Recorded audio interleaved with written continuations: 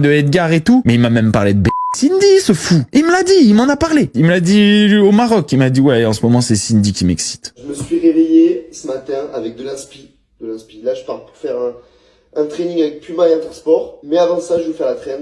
Tu seras jamais ma meuf si... Gna gna gna. Tout ce dont tu parles dans ta vie, c'est tu seras jamais ma meuf, vous allez pas pouvoir être ma meuf, vous me voulez tellement, etc. Personne ne devrait jamais en avoir rien à branler d'être ta meuf, écoute-moi bien. Absolument jamais ma meuf si jamais il s'est déjà passé quelque chose avec un de mes amis, avec quelqu'un que je connais.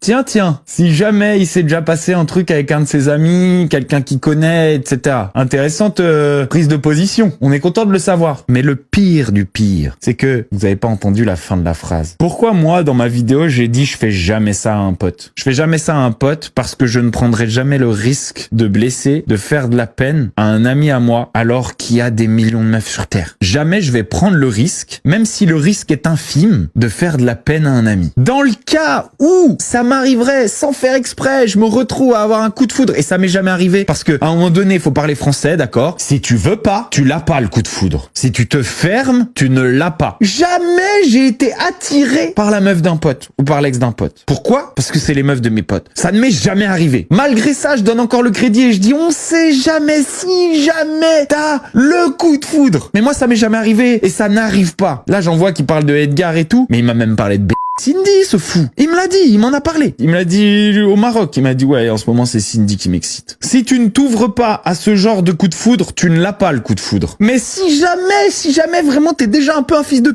et tu l'as. C'est-à-dire que t'as quand même un petit peu laissé la porte ouverte. Le minimum, la moindre des choses, déjà que t'es un chien de la casse de c'est t'en parles à ton pote au moment où ça arrive. Et là, il a eu l'occasion de m'en parler. C'est pas comme s'il avait pas eu l'occasion. Après m'avoir reporté chaque semaine, il m'a eu au téléphone, en caméra. Il m'a vu en face de lui. Et il a décidé de pas me le dire pour que je l'apprenne par Mathias. 2 jours plus tard. Ce sale fils de lâche. Moi, c'est par empathie que je fais pas ça à mes potes. C'est parce que j'ai peur de lui faire de la peine. C'est parce que je pense que ça ne vaut pas le coup de lui faire de la peine. C'est même pas par respect. C'est pas pour une espèce de règle suprême de brocode, de quoi que ce soit. Ça s'appelle juste de l'empathie. S'il y a un petit risque de faire du mal à un pote, je ne prends pas ce risque. C'est par empathie. Pourquoi lui, tu peux pas être sa meuf si t'as eu un truc avec un pote à lui? J'ai trop d'ego, je ne peux pas.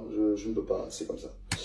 Voilà, c'est parce qu'il a trop d'ego. C'est-à-dire qu'il peut pas avoir un truc avec une meuf qui a déjà couché avec quelqu'un qu'il connaît. Parce qu'il a l'impression qu'elle est sale. Bah alors mon gars, ce coup-ci, crois-moi, tu vas être verni. Le mec a le culot de dire que c'est parce qu'il a trop d'ego. Espèce d'énorme c'est un gigantesque égoïste. C'est quelqu'un qui ne pense qu'à lui. C'est quelqu'un qui ne se soucie que de lui-même et jamais d'autrui. Ni de ses amis, ni de ses meufs, ni de sa famille. Il doit être le centre de tout. C'est un gigantesque égoïste. Là, j'en vois